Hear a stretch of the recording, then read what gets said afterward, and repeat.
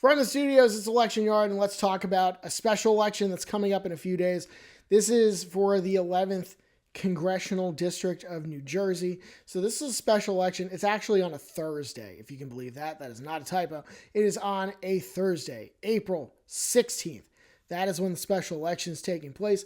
The seat in Jersey is vacant because its former member of Congress is someone by the name of Mikie Sherrill. She just became the governor of New Jersey. So the seat is vacant, and it was quite an interesting primary season. And we'll just have to see how the general election goes, but we wanted to just preview this race for you and give our assessment on how we think this one is going to go. So let's start this out first and foremost by looking at the 11th district on a map. So the 11th district of New Jersey, you can see it's definitely in northern New Jersey. You can see Morristown and Wayne are amongst the places in it. So this district includes parts of Essex, Morris, and Passaic counties. So the land area of the district, it's mostly Morris County. It includes Morristown, Parsippany, Pequannock, Dover, and Kinnelon, amongst other places.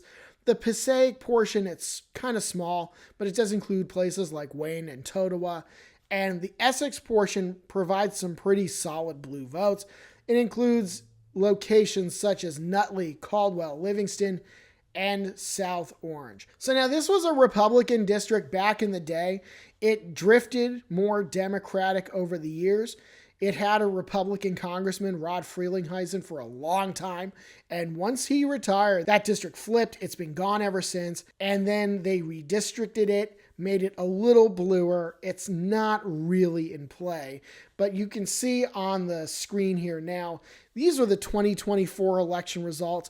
Mikie Sherrill, who's now the governor, she got about 56.5% here. She won that race by just under 15 points in 2024.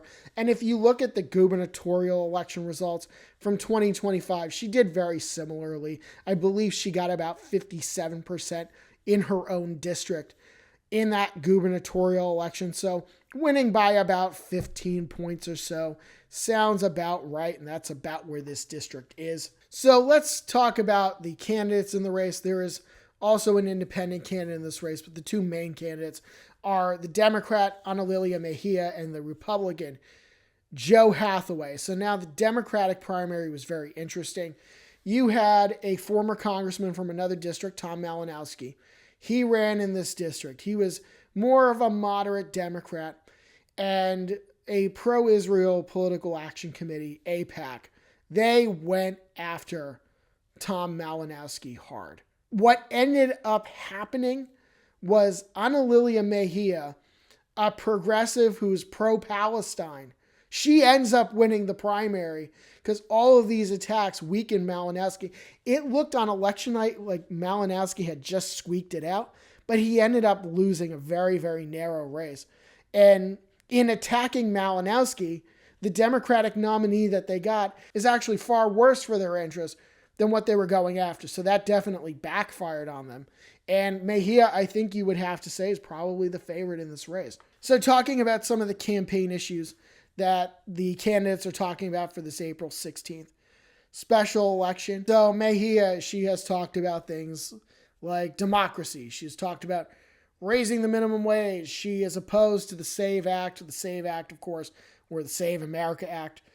It has to do with much more strict regulations on voter registration, national voter ID. It's a whole slew of things. She is opposed to it, and she has also said that she is in favor of abolishing and replacing ICE, which is Immigration and Customs Enforcement. You've almost certainly heard about them in the news. As for Hathaway, the Republican, he's talked about, instead of abolishing ICE, he's talked about reforming ICE. He talked in some media interviews about common sense reforms and things like that.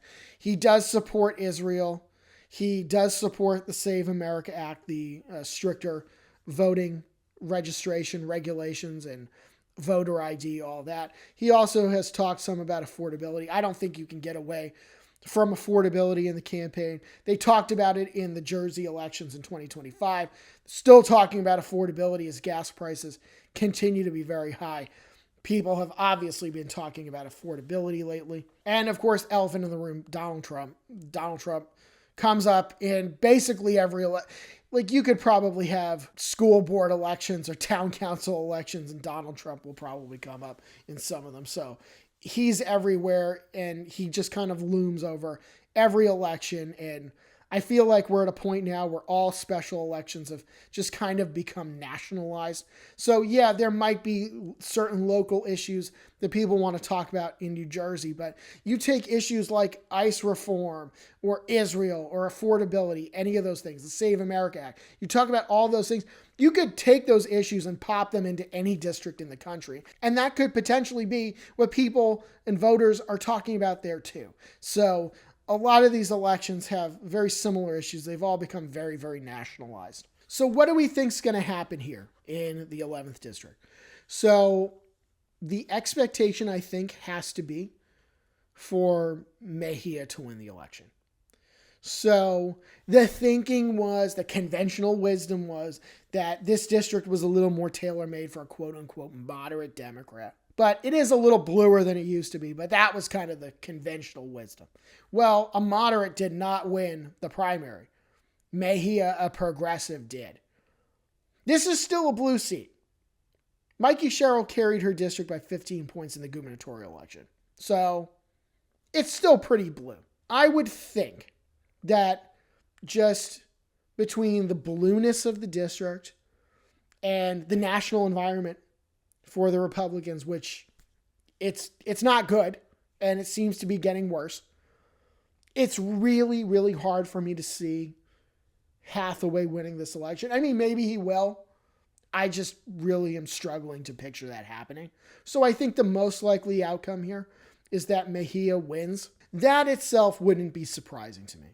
And Mejia winning by maybe a smaller margin than Sherrill did, that would not surprise me.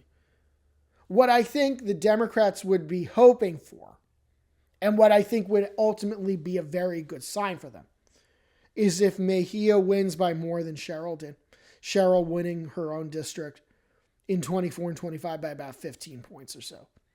If she manages to win by more than that, after hearing people say in the media that maybe she's too far left for this district, if she ends up winning by more than that, I think it's a sign that Democratic voters are engaged and they're going to quote unquote vote blue no matter who. But it's just also going to show that the national environment is really not conducive to Republicans getting elected, flipping seats like this. It's just really difficult where this seat is and what the national environment is. It's just really difficult to see the GOP flipping it. I don't know if Mejia is going to do as well as Sherrill did, but if she does as well or better, that's a real good sign for Democrats. And we have seen throughout all these special elections, whether you're talking about congressional special elections or state legislative special elections since 2025, there has been a consistent pattern of Democrats overperforming their 2024 presidential election results. Consistently across the country, most places that you would look. So if that trend continues here, then you could see Mejia win by a bigger margin.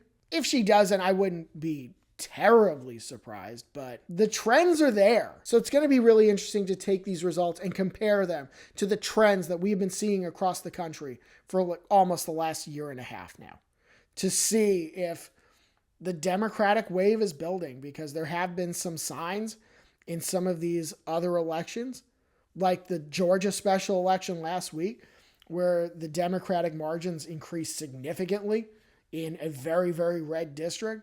There are signs that a Democratic wave is building. I'm not ready yet to say that this is going to be a Democratic wave election because it's only April, but this will be another interesting data point in a blue state to see if a Democratic wave is building. So we will just have to see. And when we get the results, we're going to talk about them here on Election Yard. That's what we do. Like and subscribe. Follow us on social media. We'll see you soon.